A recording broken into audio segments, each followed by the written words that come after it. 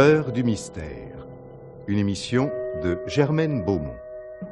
Aujourd'hui, Solution, la mort, de Roger Faller, avec dans les principaux rôles et par ordre d'entrée en action, Jean Topard, Jacques Dacmine, Jean Hausen et Jacqueline Gauthier. Réalisation, Guy Delaunay.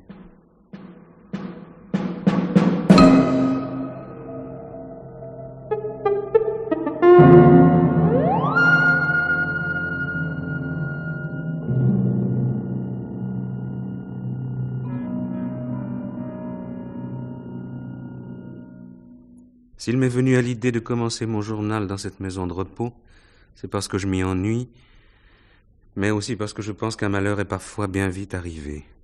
Exemple, cette maladie qui a fait de moi le convalescent que je suis. C'était une intoxication grave dont on a mal déterminé l'origine. Disons que par la suite, je n'ai d'ailleurs pas tenu à ce qu'on la détermine mieux. Un peu comme si un pressentiment me faisait préférer l'ignorance à la vérité. J'ai 34 ans, je m'appelle Gaston Châtelard. Si j'ai épousé Paulette Richomme il y a 6 ans de ça, c'est parce que je me suis mis à croire au bonheur. Nous étions à cette époque tous les deux des gens modestes, et personnellement j'aurais aimé rester dans cette quiète médiocrité à laquelle me prédisposait une jeunesse placée sous le signe de la résignation. Bon, continuons.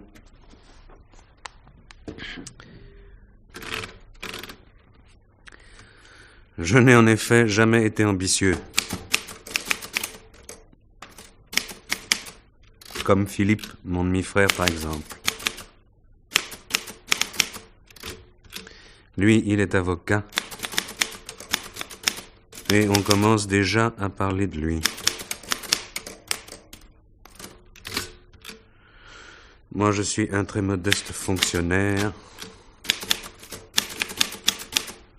du ministère des anciens combattants. Qu'est-ce qui se passe? Monsieur Châtelard! Quoi? Monsieur de Valder est mort. C'est pas possible, j'ai quitté la chambre il y a à peine 1 heure et il dormait. Puisque je vous dis qu'il est mort. Oh mon Dieu, il faut que j'aille prévenir le directeur. Où est-ce que vous allez, monsieur Châtelard? Le voir, dame, c'était tout de même mon voisin de chambre.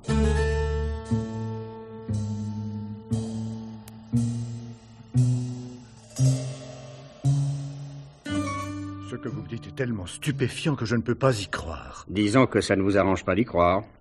Un mort dans une maison de repos, ça n'a jamais été une bonne publicité. Ah, qui le dites-vous? Mais qu'est-ce qu'il a eu? Empoisonnement. Quoi? Oh, rassurez-vous, ce n'est pas dû à l'ordinaire du réfectoire. Non, il s'agit de quelque chose de beaucoup plus radical. De Valder a dû être balayé en moins d'1 heure. Mais avec quoi? Le légiste vous le dira. Il va sûrement falloir une autopsie. Oh, c'est effrayant. Et vous voyez d'ici les journaux. Mais qu'est-ce que je vais faire, moi? Pour l'instant, appelez la gendarmerie de Mantes. Ça, au moins, personne ne songera à vous le reprocher.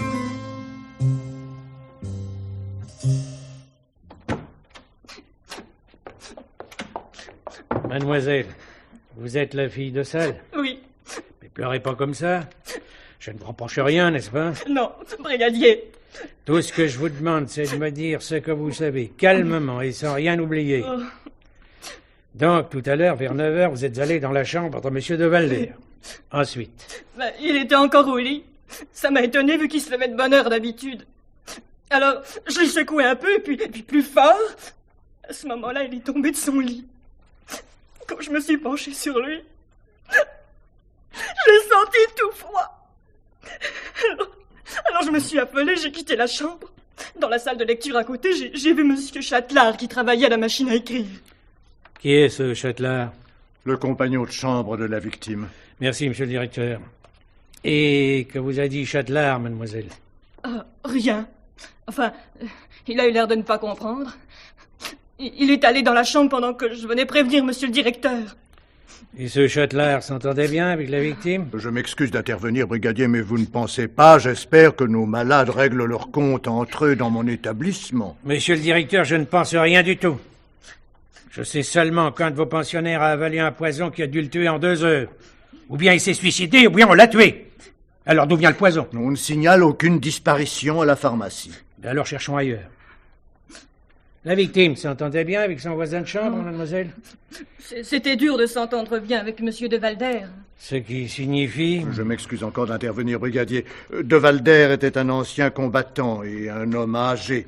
Il avait été blessé à la guerre et ses réactions étaient un peu bizarres, au point que ses compagnons de chambre ne le supportaient pas. Finalement, M. Châtelard, qui disposait d'une chambre individuelle, a bien voulu l'accepter. Il y a de cela une semaine. Et il y a eu des incidents entre eux? Mais jamais, brigadier. Je vous explique simplement qui était de Valter. Et vous, mademoiselle, vous n'avez rien remarqué entre eux? Ça avait l'air d'aller. Et en admettant, hier au soir, de Valder a dîné au réfectoire? Comme tout le monde, oui, c'est moi qui l'ai servi. Et ensuite? Ah ouais, il est revenu dans sa chambre, il a dû se coucher vers 9h comme d'habitude. Et dans la nuit, vous n'avez pas été dérangé? Ah ben, on n'est jamais dérangé, monsieur le brigadier. Ici, c'est une maison de repos. Oui, pour les malades, pas pour le personnel. Vous n'avez pas de service de garde? Évidemment non, brigadier. Ici, nous avons des convalescents et des gens qui se reposent. Depuis 10 ans, il n'y a jamais eu d'incident de ce genre chez moi. Et ce Gaston Châtelard, je voudrais le voir. Je l'ai prévenu de votre visite. Vous pensez donc qu'il sait des choses intéressantes? C'est possible. En tout cas, c'est un garçon fort bien, calme, effacé. Il est fonctionnaire aux anciens combattants. Je le fais entrer? Une minute. Avant, j'aimerais faire un tour à la chambre de la victime. Comme vous voudrez, brigadier. Voulez-vous me suivre?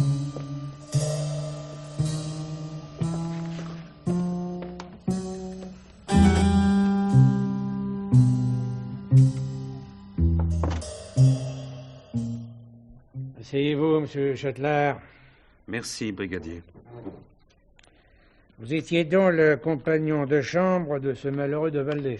Oui, Vous entendiez bien tous les deux? nous n'avions aucun rapport. Parfois bonjour, parfois bonsoir, mais ce n'était pas une habitude entre nous, Même de vous saluer. même de nous saluer. Hier au soir, que s'est-il passé? Avec de Valder, mais je vous l'ai dit, il ne se passait jamais rien. J'ai joué aux cartes au salon avec Henri Picolet, qui est le seul pensionnaire que je fréquente. Et puis je suis revenu dans la chambre à 21h30. Et de Valder dormait. Et ce matin, quand vous êtes sorti de votre chambre, À 7h, il dormait encore. Enfin, du moins, apparemment. vous vous levez souvent aussitôt? Oui, quand j'ai envie de travailler, ça m'arrive. Que faites-vous? Le secrétariat m'a prêté une machine à écrire. Alors je tape un peu, n'importe quoi. En somme, vous vous occupez plutôt que vous ne travaillez. Si vous voulez, mais je ne vois pas le rapport avec le décès de Valder. Et moi non plus, monsieur Châtelard. Nous bavardons. Il y a une chose qui m'a frappé tout à l'heure en visitant les affaires de votre malheureux camarade. Il était d'un milieu assez pauvre, n'est-ce pas? Bon, ce n'est pas ici que vous trouverez les grosses fortunes de France. Je m'en doute. J'ai donc été frappé en découvrant une boîte de chocolat dans ses affaires. Ah, je ne vois pas ce qu'il y a de frappant là-dedans. Le prix de la boîte, monsieur Châtelard, elle vaut très cher. Au moins plusieurs milliers de francs. Or, de Valder n'a qu'une petite pension et pas de famille, à part sa femme. On ne semble pas non plus lui connaître d'amis. D'ailleurs, le directeur informel de Valder ne recevait pratiquement jamais de colis. C'est possible, mais je l'ignore. Je vous l'ai dit, il était dans ma chambre depuis une semaine et nous n'entretenions aucun rapport. En somme, vous ne l'aimiez pas. On m'avait demandé de l'accepter comme compagnon de chambre et bien que payant pour être seul, j'ai cédé pour qu'il ne soit pas mis à la porte. De surcroît, on ne m'a pas demandé d'aimer de Valder. Vous ne savez donc pas quand il a reçu cette boîte? Évidemment non. Peut-être l'avait-il en arrivant dans la chambre. Oui, c'est ce que j'ai supposé. Malheureusement, personne ne s'en souvient parmi ses anciens voisins. Le secrétariat, peut-être. Ah, vous savez mieux que moi que le secrétariat n'a que le contrôle des colis recommandés. Et encore, pas toujours. Quant aux colis ordinaires, le facteur les remet de la main à la main au destinataire qui l'attend. Mais alors, qu'est-ce que vous voulez que je vous réponde, brigadier? Vous n'avez pas trouvé d'emballage avec une adresse? Évidemment, non. Je présume que je peux disposer? Pas encore, monsieur Châtelard. Quand la fille de salle a découvert le corps, elle est allée vous prévenir le premier puisque vous étiez à côté. Or, selon elle, vous êtes revenu dans la chambre. Pourquoi? Mais enfin, brigadier, c'est assez clair. Je suis allé voir ce qui se passait. Et on venait de vous le dire. Mais la fille de salle pouvait s'être trompée. Vous allez me répondre que je n'aimais pas de Valder. Mais qu'est-ce que ça change? J'ai eu une réaction humaine. Si je ne l'avais pas eu, vous me le reprocheriez. Si vous n'êtes retourné dans votre chambre que dans ce but... Mais évidemment, brigadier. Vous énervez pas, monsieur Châtelard. C'est comme témoin, je vous interroge. D'ailleurs, je vais interroger tout le monde. En fait, Vous n'avez jamais vu cette boîte de chocolat? Non, Vous avez de la famille? je suis marié. Des enfants? Une fille. C'est tout? Non, j'ai aussi un demi-frère. D'ailleurs, il pourra me rendre des services. Il est avocat au barreau de Paris. Et encore une fois, monsieur Chatelain, je vous affirme que personne ne pense à vous accuser. Excuse-moi, mon vieux, j'ai beaucoup de retard, n'est-ce pas? À peu près une demi-heure. Non, je suis désolé. Pour une fois que tu me demandes quelque chose... Et du moment que tu es venu, Philippe, c'est le principal. Oui, dans quelles conditions? Avec le travail que j'ai, mes journées ne me suffisent plus. Tu sais que depuis un mois, je suis avocat conseil de 2 sociétés industrielles. J'avais bien besoin de ça, je te jure. En somme, ça irait plutôt, hein? Dis plutôt que ça va trop bien. Eh bien, j'en suis content pour toi, Philippe. De nous deux, tu as toujours été le meilleur. Ah, disons que j'ai eu de la chance et que tu ne t'es jamais donné beaucoup de mal. Tu sais que parfois je t'envie. Oh, allons donc. Ah, si, je t'assure. La petite vie tranquille au ministère, l'échelon tous les 2 ans, la retraite. Tiens, encore une chose que j'oubliais. On me demande de me présenter au conseil municipal. Ben, refuse. Avec le père de Clotilde qui insiste tous les 2 jours, c'est impossible. Et au fait, il va bien ton futur beau-père? Oui. Tu sais, c'est une fille charmante, Clotilde. Il faudra tout de même que je te la présente. Évidemment, quand on la voit comme ça... Oh, tu sais, la beauté, ça passe. Au moins, toi, tu es direct. Tu sais ce qu'on veut faire, tous les 2? On prend l'apéritif, on déjeune ensuite. Oui. Bien entendu, je t'invite. Pour une fois qu'on se voit, je pense que tu es libre. Oui. Et au fait, ta santé? Ben, ça va mieux, merci. Ça irait même plutôt bien de ce côté-là. Alors, qu'est-ce qui ne va pas? Paulette? Je n'en sais rien. Je n'ai pas de lettre d'elle depuis 15 jours. Et je n'ai jamais sa visite. Son travail, peut-être, l'empêche... Même le dimanche? Oh non. Non, c'est gentil de la défendre, mais... ce n'est qu'à 40 km de Paris. Mais non, de toute façon, ce n'est pas de ma femme qu'il s'agit. Du moins, je l'espère. Enfin, explique-toi. Il m'arrive une affaire bizarre, Philippe. Une affaire que je ne m'explique pas très bien. Ce matin, on a trouvé mon voisin de chambre mort. Ou plus exactement, empoisonné. Et alors? Empoisonné avec les chocolats d'une boîte qui m'a été adressée et auquel je n'avais pas touché, bien entendu. Encore heureux. Pour moi, oui, mais mon voisin de chambre, lui, fouillait dans mes affaires. Je l'avais surpris 2 fois, mais je n'avais rien dit. Il risquait la porte à cause de ses histoires avec tout le monde. Et hier matin, quand la fille de salle est venue m'annoncer la nouvelle, mon premier réflexe a été d'aller voir ce qui s'était passé. Oui. Et je te jure que j'ai été bien inspiré. Sous son lit, j'ai trouvé des papiers enveloppant les chocolats de ma boîte. C'est incroyable ce que tu me racontes là. Et tu as prévenu la gendarmerie? Justement non, j'ai même fait tout le contraire. La boîte de chocolat, je l'ai rangée dans les affaires de ce De Valder, comme si elle lui appartenait. Tu as toujours fait des choses bizarres, Gaston. On reparlera de ça après. Et de qui venait ce cadeau? Je l'ignore. Il y avait tout de même un expéditeur. Mais bien sûr. Voilà l'étiquette, je l'ai gardée. Louis Tuillier, 37 rue de Bellechasse. Et tu ne connais pas ce type? Tuillier, non, mais l'adresse, c'est celle de mon ministère. Tiens. En recevant le colis, j'ai pensé à un cadeau de collègue. Ça se fait, ces choses. J'ai donc envoyé un mot de remerciement à ce Tuillier, et il m'est revenu inconnu. Voilà. Et tu ne connais personne qui t'en veut au point Non, personne.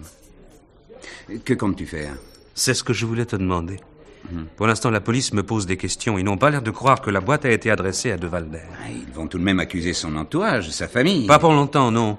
Il vivait seul avec sa femme qui n'a pas d'argent. À quoi penses-tu, Philippe? À toi, tiens. Tu as toujours eu du goût pour les situations idiotes, les gestes gratuits. Malheureusement, cette fois, tu tombes sur des gens qui cherchent à comprendre. Enfin, Gaston, qui veux-tu couvrir? Pourquoi ne dis-tu pas la vérité? Parce que je ne suis pas sûr de la connaître et que je ne peux rien prouver.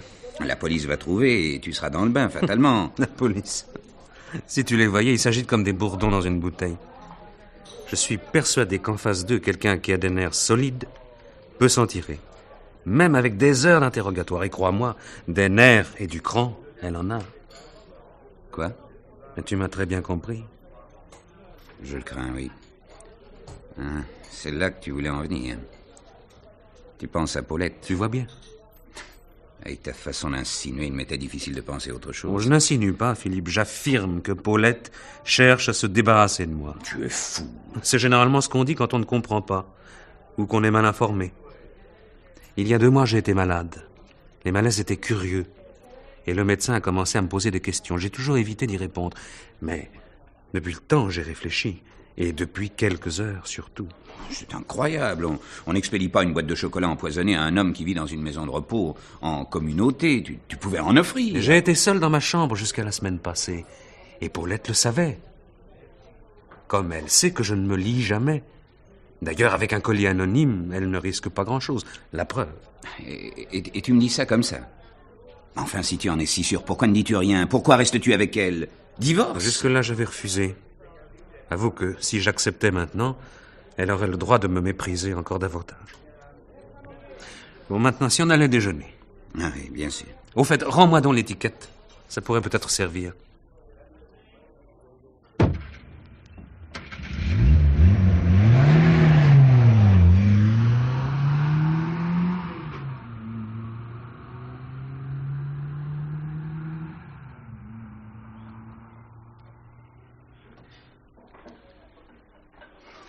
Ce que tu prétends est tellement énorme.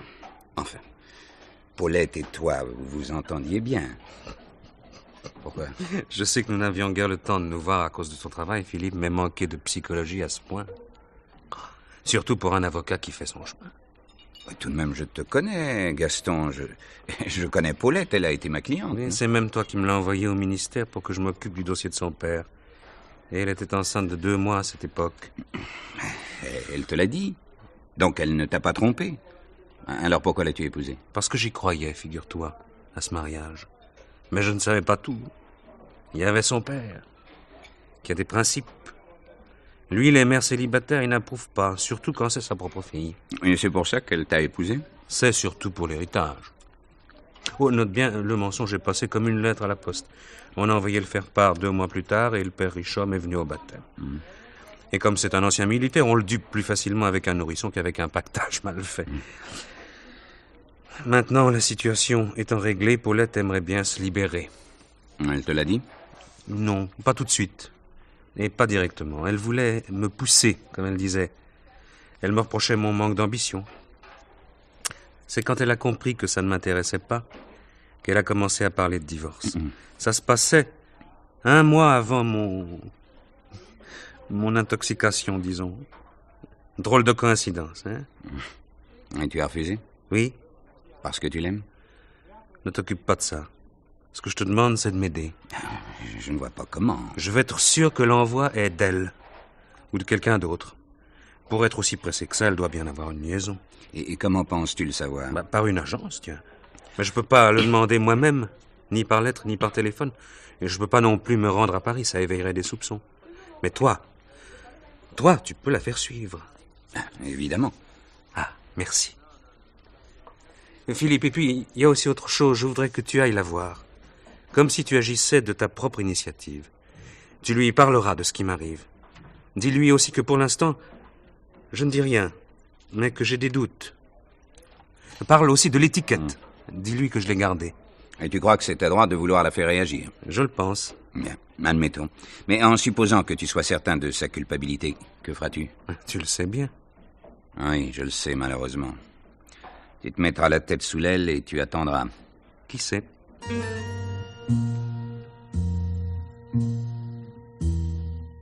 Oui, je sais que cette nouvelle est terrible, Madame de Valder, mais je vous demande de dominer votre chagrin.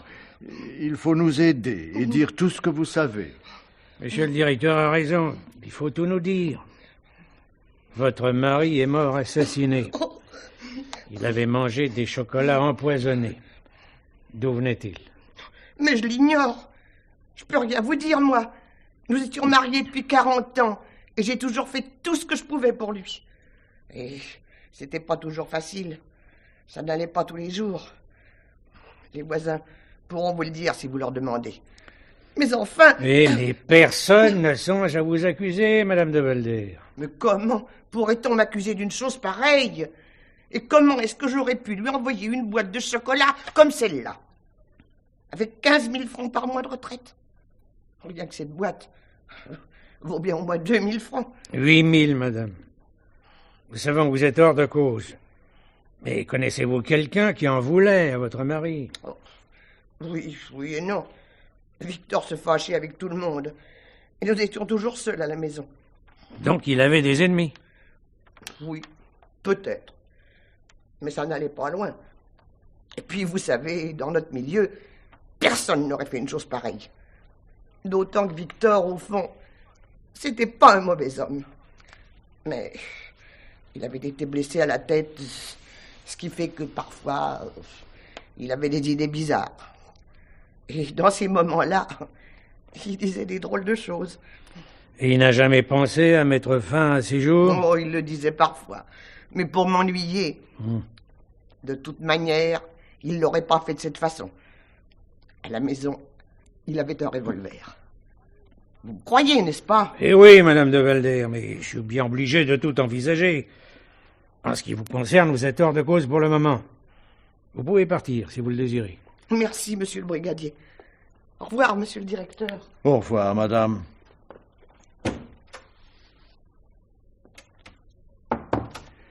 Et que pensez-vous de tout ça, brigadier? Pas mal de choses. Cette femme est sûrement de bonne foi. Il reste donc Gaston Châtelard. Vous n'avez toujours pas trouvé trace de cette boîte? La secrétaire ne se rappelle rien. Mais entre nous, à supposer que cette boîte eût été adressée à Châtelard, quel intérêt aurait-il à couvrir l'expéditeur, puisqu'il sait maintenant qu'on a voulu le tuer? Et c'est bien la question que se pose le juge. Ah, au fait, nous avons le résultat du laboratoire. Tous les chocolats étaient empoisonnés.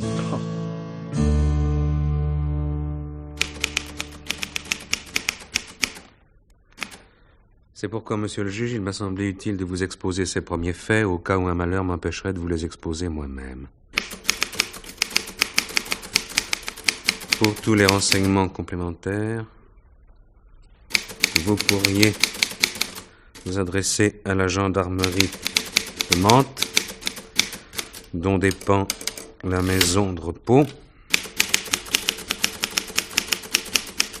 et où ont eu lieu les événements signalés. Oui? Ah, c'est toi, Picolet, que se passe-t-il? Bah dis donc, tu m'avais jamais parlé de tes conquêtes? Que veux-tu dire? Oh, il y a une fille formidable qui vient de voir. Elle m'a même demandé si elle pouvait t'attendre dans ta chambre. Je l'ai fait rentrer. J'y vais. Qui est-ce? Ah, je ne sais pas. Ah, dis donc, Picolet, s'il m'arrivait quelque chose, ça t'ennuierait de faire parvenir cette enveloppe à mon frère? Il y a son adresse dessus. Bah, bien sûr. C'est un roman que t'écris? Oui, un roman noir.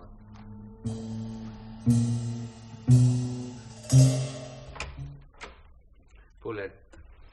Tu ne t'attendais pas à me voir, hein? Si, un peu. On vient de me dire qu'une jolie femme m'attendait, j'ai pensé que ça ne pouvait être que toi. C'est gentil, ça. Et tu sais bien que c'est vrai. Mais au fond, je ne m'attendais pas à ta visite. Non, depuis 2 mois que je suis ici. Toujours tes reproches. Mais non, tu es là, c'est le principal. Eh ben, alors embrasse-moi. Mais bien sûr.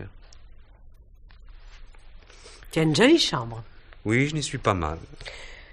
Tu sais, c'est vrai, je ne pouvais vraiment pas venir plus tôt. J'ai eu tellement de choses à faire ces derniers temps.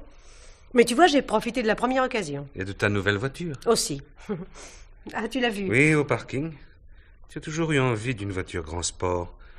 Et je pensais que celle-ci qui était garée t'appartenait. Oh, tu sais, c'est surtout une question de standing. Ah, tu en es contente? Oui, oui. Je trouve que tu as une mine superbe. Oui, ça va mieux. Et quand penses-tu sortir? Je ne sais pas encore. Martine va bien? Oui, très, très, très bien. Tu sais, j'ai failli l'amener, mais j'ai pas eu le temps non plus d'aller la chercher chez sa nourrice. Quand tu sortiras, nous irons la voir ensemble. Enfin, je trouverai bien une demi-journée. Ah oui, c'est vrai que tu as ton travail. Ça va de ce côté-là? Ah, mais j'ai même pas eu le temps de t'écrire la nouvelle, c'est vrai. Jean-Louis Hayet m'a officiellement chargé des relations publiques de sa maison. C'est passionnant, tu sais, exactement le travail qu'il me fallait. Je vois du monde, des clients étrangers, des peintres, des comédiens, enfin toutes sortes de gens. Et puis mon patron est parfait. Nous parlons souvent de toi, tu sais. Il aimerait bien te connaître. Tu penses que ça lui apporterait quelque chose? À lui, je ne sais pas, toi. Peut-être. Tu es toujours le même, hein? Toujours aussi déprimé, là, découragé. On dirait que rien ne t'intéresse et que tu renonces à tout. À côté de ton frère. Il avance à pas de géant, celui-là. Il paraît. Dis-moi, au fait, en parlant de lui, tu sais qu'il est venu me voir hier? Je l'ignorais.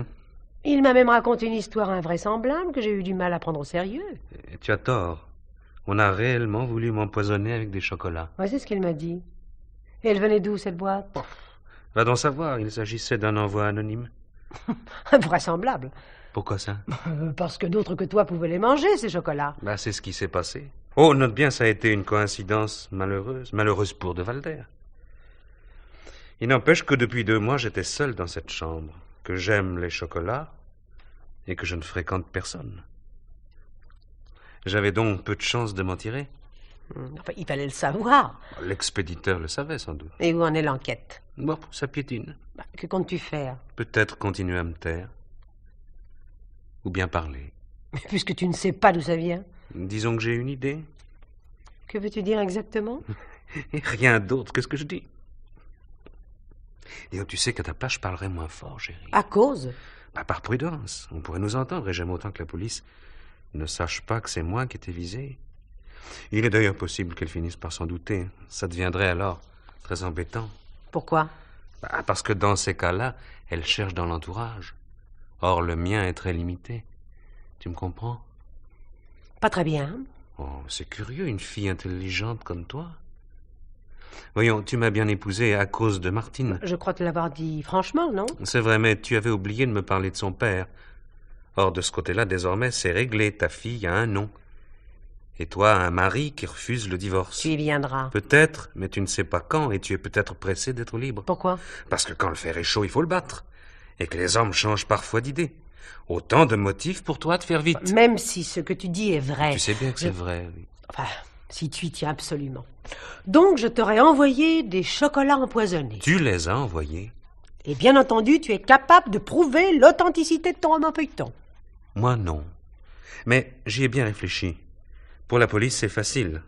Un envoi anonyme tapé à la machine se repère beaucoup mieux que s'il est manuscrit. En étudiant la frappe, on peut trouver la marque. Et puis, une fois chez le fabricant, on recherche le modèle et la série. Évidemment, ça doit prendre du temps. Mais un témoignage peut accélérer l'enquête. Qu'en penses-tu? Je t'écoute et je crois rêver. Tu crois réellement ce que tu dis? Mais tu le sais bien. Mais tu es fou, Gaston. Enfin, réfléchis. Et puis, malgré tout ce qui nous sépare, je suis ta femme, non? Tu préférerais être ma veuve. Enfin, pourquoi serais-je venu aujourd'hui? Pourquoi? Mais pour avoir des nouvelles, tout simplement. Hier, tu as vu Philippe, et ses propos ont dû t'inquiéter, alors tu viens sonder mes intentions. Et si je bavardais? Hein? Tu te venges, n'est-ce pas? Parce que je fais durer le suspense. De quoi te plains-tu? Ça te permet de jouir de ta situation, de ta voiture, et sans doute de bien d'autres choses.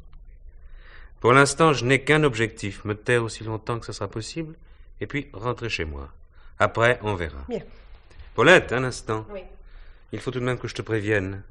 Tu sais ce qu'il y a dans cette enveloppe? Non. Eh bien, il y a mon journal. Ridicule, n'est-ce pas, cette distraction de désœuvrer. Dans ce journal, je raconte tout. Et crois-moi, s'il m'arrivait quelque chose, je trouverais bien un procureur que ça intéresserait. Ou un juge d'instruction. Maintenant, tu peux partir, Paulette.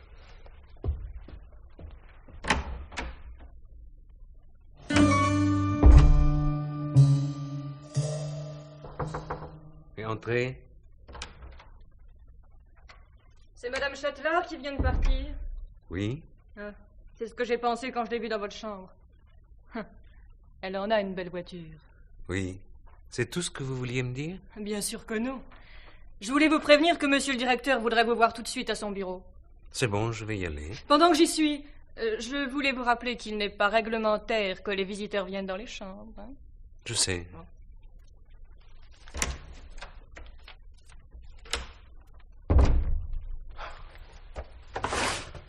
L'étiquette. Elle est seulement venue pour me reprendre l'étiquette.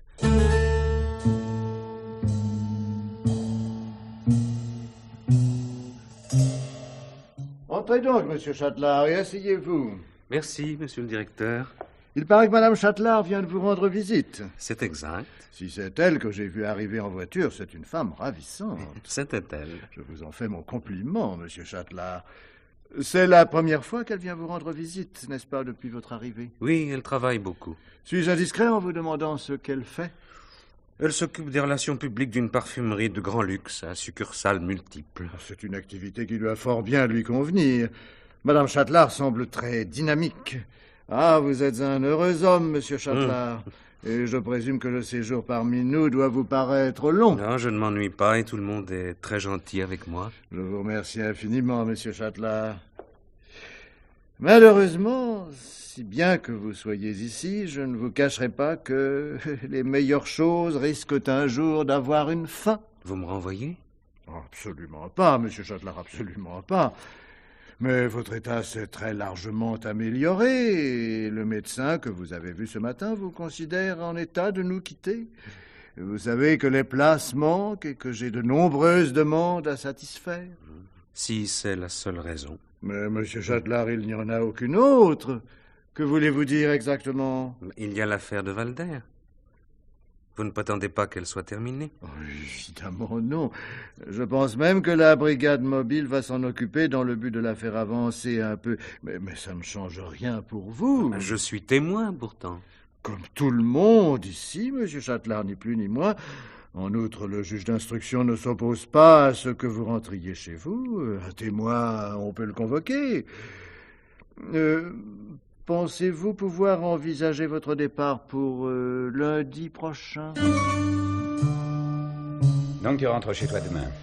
Et la police est d'accord? Il paraît qu'on me convoquera s'il le faut. N'en doute pas. Tu sais, Gaston, j'ai bien réfléchi à tes situations. Ce qui leur fait perdre du temps, c'est le côté faux de ton comportement et ton absence de logique. Mais ils trouveront. Alors il faudra bien que tu dises la vérité. En dénonçant ma femme? Ils n'ont peut-être même pas besoin de toi, ce qui ne t'empêchera pas d'être inculpé d'outrage à magistrat. À moins qu'on admette ta soi-disant grandeur d'âme. Tu sais, j'ai vu Paulette. Oui, moi aussi. Elle m'a rendu visite le lendemain même. Et alors? Elle est entrée dans ma chambre et elle a repris l'étiquette. Tu m'avais demandé de lui en parler. Il se peut qu'elle se soit affolée et qu'elle ait voulu te retirer la seule preuve que tu avais contre elle. Maintenant, elle peut toujours s'en tirer au bénéfice du doute. D'autant que l'enquête que j'ai fait faire sur elle n'est pas spécialement mauvaise. Je t'écoute. Eh bien, voici, chaque matin, elle quitte votre domicile à heure régulière, 10h, 10h15. Dans la journée, elle mène une existence professionnelle normale. Le soir, elle sort beaucoup, mais toujours pour des raisons professionnelles. Oui, je vois le genre, oui. Il ne te plaît peut-être pas, mais dans le commerce de luxe, ça se passe ainsi. Grand restaurant, boîte de nuit, cocktail. Chez Hayet, elle n'a pas l'air très aimée du personnel. Il faut dire qu'elle a grimpé très vite. Il y a 18 mois, elle était dactylo, puis elle est devenue secrétaire du chef des relations publiques. Et sans doute lui a-t-elle savonné la planche, car elle a pris sa place. Actuellement, elle gagne 350 000 francs par mois. Et son patron? Jean-Louis Hayet? Un type très bien, célibataire, Sciences Po, joueur de polo et de golf. Il accompagne souvent Paulette dans les sorties du soir, mais ils sont rarement seuls, pour ne pas dire jamais. Voilà. Ça va pas? Si, très bien. Non, Gaston, je te connais, tu sais. Tu es malheureux. Enfin, pourquoi ne réagis-tu pas? Jamais je ne t'ai vu lutter pour que ça aille mieux ou pour améliorer ta situation. Chaque fois que j'ai voulu t'aider, tu as refusé, préférant rester dans ta coquille et attendre je ne sais quoi de la vie et des gens. Pourquoi as-tu épousé cette garce? Parce que je pensais qu'avec elle, tout serait plus facile. Et en fait, tout a toujours été plus compliqué. Elle voulait que j'arrive, comme elle disait. Mais qu'avez-vous donc tous à vouloir toujours davantage? Et tu t'es mis à la détester? Mais non, c'est faux! Jamais je n'ai détesté Paulette, jamais. Je ne pouvais pas. Malgré les humiliations que je subissais. L'étiquette de la boîte, je l'ai prise pour qu'elle s'en tire. Je voulais la lui rendre. Mais avant, j'avais besoin de savoir ce qu'elle faisait pendant que j'étais ici. Et elle n'est venue que pour voler cette preuve. Pour pouvoir vivre avec ce type, tranquillement. Mais je vais me défendre, tu entends? Elle commence à avoir peur. Et comment te défendras-tu? Je ne sais pas encore. Surtout ne lui dis pas que je rentre demain soir. Si tu me jures de ne pas faire encore de bêtises. Non, ça, je te le promets.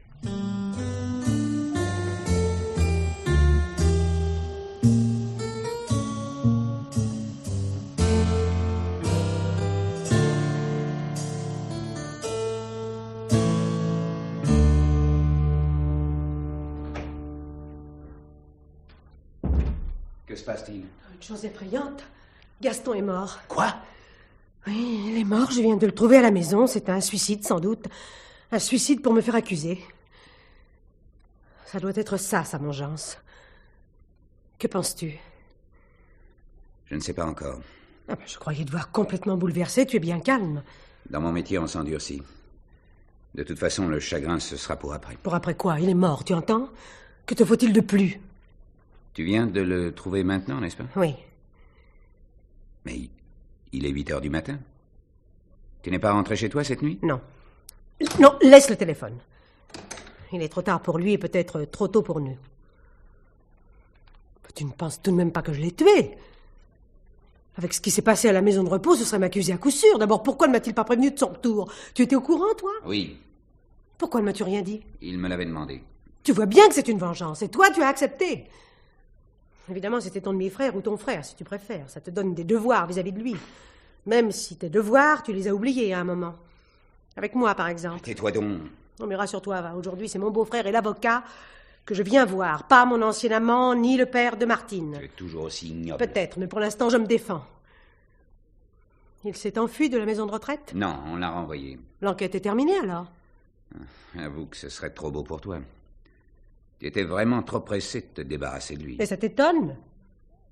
Tu le connaissais, ton cher demi-frère. Toi-même, tu arrivais à être écœuré de sa mollesse et de sa lâcheté. C'était un être génial que je subissais à contre-cœur, un vrai mollusque. Ce n'était tout de même pas une raison pour le... Si, il savait que j'avais une chance magnifique de m'en tirer, ou du moins il le sentait. Et cette chance, il me la refusait, délibérément. Tu ne veux pas me dire que Aïev... Si, justement, il veut m'épouser. Et je te jure que Gaston jouissait de la situation. Il me l'a bien fait comprendre quand je suis allée le voir. Tu aurais vu sa face de cafard. Tu oublies qu'il est mort. Ce n'est pas une excuse. Vivant, il était comme ça. Que vas-tu faire? Appeler la police. Pourquoi veux-tu que j'admette tes explications? C'est parce que tu es le mieux placé pour les comprendre. Tu devrais te rappeler, Philippe. Quand je t'ai annoncé que j'étais enceinte, qu'as-tu fait, hein? Une dactylo ne te suffisait pas. Il te fallait mieux. Une fille de sénateur, par exemple. De sénateur riche, bien entendu. Ma parole, pour trouver Clotilde, tu as dû mettre des petites annonces chez les notaires. Alors maintenant, sois beau joueur, avec moi surtout. Car rappelle-toi, le mariage avec ton frère, c'est bien ta faute. Tu l'as voulu. C'est toi qui m'avais envoyé le voir à son ministère. Jamais je n'ai voulu que tu l'épouses. C'est exact. Tu n'as même été informé du mariage que la veille. C'était donc trop tard pour prévenir Gaston. Et par la suite, on ne s'est jamais revus. Mais enfin, les faits sont là. J'ai épousé Gaston, ta fille est née. Et toi, pendant ce temps, tu poursuivais ton ascension. Et maintenant, qu'est-ce que ça change? Je suis venu pour te le dire, Philippe. Tu vois, j'ai peur, j'ai le dos au mur et par conséquent, pas le choix des moyens pour me défendre. Alors tu vas m'aider. Qu'est-ce que tu dis? Tu me vois devant une cour d'assises, devant tes confrères, devant la presse, racontant notre petite aventure. J'y ai pensé. Ça ne serait peut-être pas un bon moyen de défense pour t'en tirer. Et puis sois honnête. Tu manques de preuves contre moi. J'ai toujours eu l'impression que tu étais capable de faire des choses comme ça. Hein? Alors je me méfiais déjà à l'époque. Et si c'était ton frère lui-même qui t'accusait? Il a toujours ignoré ce qui s'est passé entre nous. Heureusement pour lui, d'ailleurs. C'est exact. Ce matin, j'ai trouvé le journal qu'il écrivait à la clinique. Il ne t'a jamais soupçonné. Mais suppose qu'une fois rentré à la maison, des soupçons lui soient venus. Quoi? Alors cette nuit, il prend ma machine, tape une page supplémentaire et t'accuse. Ouais. Tu veux dire que cette page, tu pourrais la taper toi-même? Exactement. Et cette fois-ci, ça expliquerait son suicide. Tu vois les gros titres? Trahi par son frère? Mon pauvre ami, tu les verras filer tes amis, tes confrères, ta Clotilde. Qu'est-ce que tu en penses? Je pense que tu ne fais pas ce chantage sans raison. Bien entendu. Réfléchis, je n'ai pas passé la nuit chez moi. Chez Hayet? Exactement. Et c'est précisément ce que je ne veux pas dire à la police. Mais j'aurais pu la passer ici, chez toi. Tu es honorablement connu et grandement logé, et puis enfin, on est de la famille. Tu comprends bien que jamais Hayet ne me pardonnera un scandale.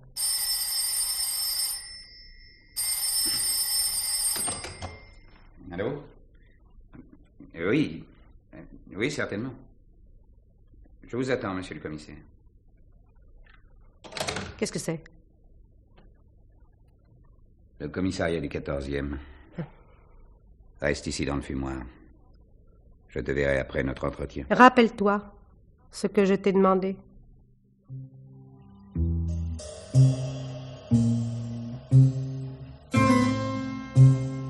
Asseyez-vous. Merci. Maître, je n'ai pas voulu vous donner au téléphone le motif de mon appel. Et je vous demande d'être courageux. Nous avons été alertés il y a 2 heures par la concierge du 14 de la rue Sarrette. Mais c'est le domicile de votre frère, oui, maître. Il a été victime d'une asphyxie et il est mort. C'est impossible. Si. Comme nous avons trouvé votre nom sur son carnet, je vous préviens. Je vous remercie. Je vais me rendre rue Sarrette. Bien entendu. Mais puis-je auparavant vous demander quelques minutes d'attention supplémentaire? Je vous en prie. Ce sera très court. Nous avons été surpris de trouver dans la boîte aux lettres de la victime une convocation de la brigade mobile de Mantes. Naturellement, nous avons téléphoné là-bas. Vous étiez au courant, je pense, de ce qui s'est passé ces jours derniers. Oui. Donc, vous saviez que votre frère était témoin dans une affaire bizarre qui s'est déroulée à la maison de repos où il était pensionnaire. Il m'en avait parlé. Selon la mobile de Mantes, votre frère n'aurait pas tout dit. De ce fait, je dois envisager son décès sous un angle particulier. Sa mort est-elle naturelle ou accidentelle? J'ai tout de suite éliminé le suicide. On ne se suicide pas en utilisant un poêle à charbon, d'autant. Le conduit d'évacuation des gaz de son poêle a été bouché. J'ai même relevé des traces de cendres et de suie sous le coude de la tuyauterie. Mais je n'ai pas retrouvé le bouchon qui a provoqué le reflux d'oxyde de carbone. Or, je conçois mal que votre frère ait pu détruire ce bouchon pendant son coma. J'ai donc repensé à l'affaire de la maison de santé. À ce sujet, la brigade de Mantes est presque formelle. En refusant de dire la vérité, votre frère voulait couvrir quelqu'un. Qui? Là est la question. Votre belle-sœur sort beaucoup, semble-t-il. C'est son métier. Il l'oblige à découcher? Car elle n'est pas rentrée cette nuit. Avouez que ça serait curieux. Que fait-elle donc? Elle s'occupe de relations publiques. Dans quelle maison? Les Parfums Hayet, avenue Georges V. Le ménage ne marchait pas fort, paraît-il. Votre belle-sœur reprochait à votre frère d'être sans ambition et voulait le divorce. En outre, elle n'était pas là pour le recevoir à son retour de la maison de santé. Il ne l'a peut-être pas prévenu. Après 2 mois d'absence? C'est étonnant. Bref, la concierge n'a pas vu Madame Paulette Châtelard depuis hier matin. Qu'en pensez-vous? Je ne sais pas. Votre frère ne vous a jamais dit que sa femme voulait divorcer, qu'il refusait le divorce? Il me l'a dit. Il m'avait aussi dit bien d'autres choses, mais jamais je n'avais pris parti dans son ménage. J'avais mon travail et ma carrière, je ne pensais qu'à cela. Gaston était un être doux, gentil. Il avait l'habitude de courber le dos et de se résigner comme un animal devant la méchanceté. Je suis désolé, maître, et je vous présente encore une fois toutes mes condoléances. Je vous remercie. Encore une question. Savez-vous où nous pourrions trouver votre belle-sœur? Je pense que je pourrais vous donner le renseignement dans la matinée.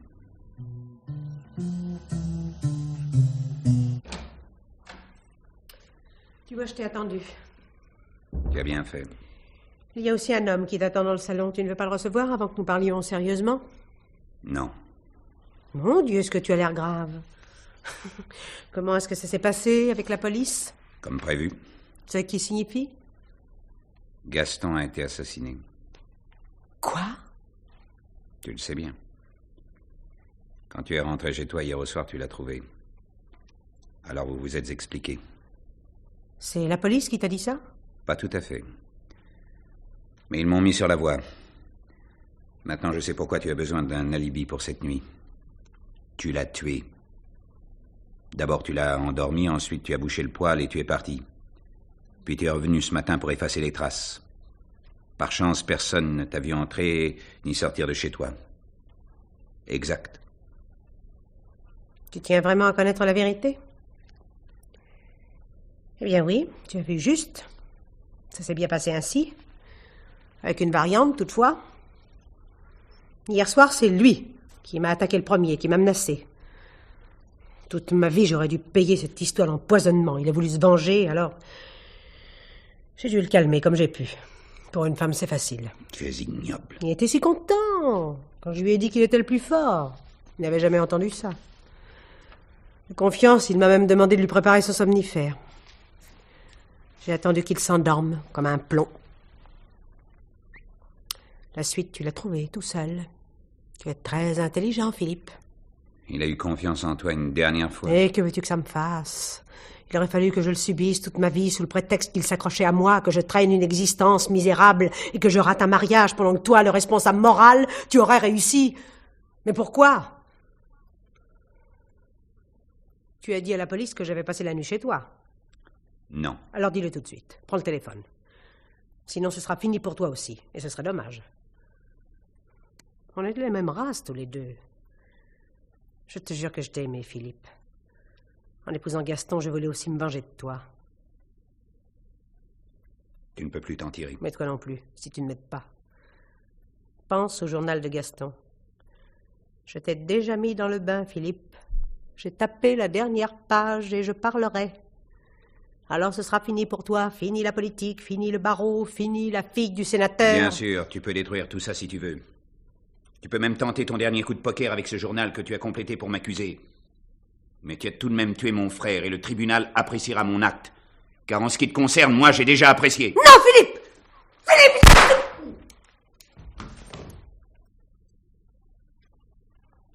Que se passe-t-il? Rien de grave. Qui êtes-vous?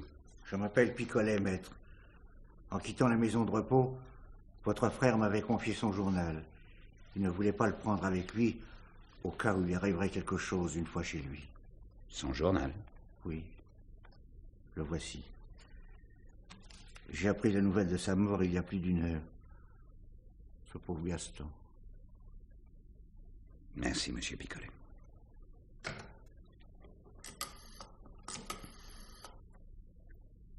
Le commissariat du 14e. Voulez-vous me passer le commissaire, s'il vous plaît?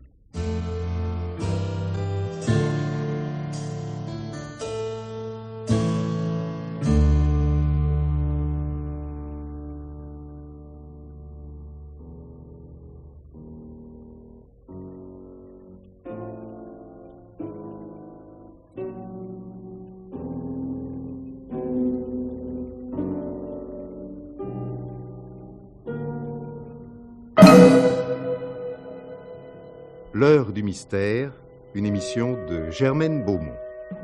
C'était aujourd'hui Solution, la mort de Roger Falère.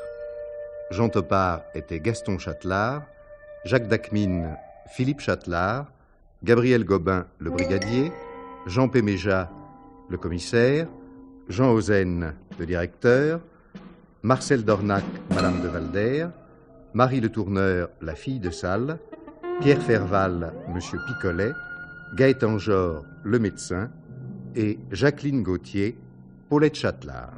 Bruitage, Claude Knops, chef opérateur du son, Madeleine Sola, collaboration technique, Serge Elbod, assistante, Françoise Charlotte Mahé, réalisation, Guy Delaunay.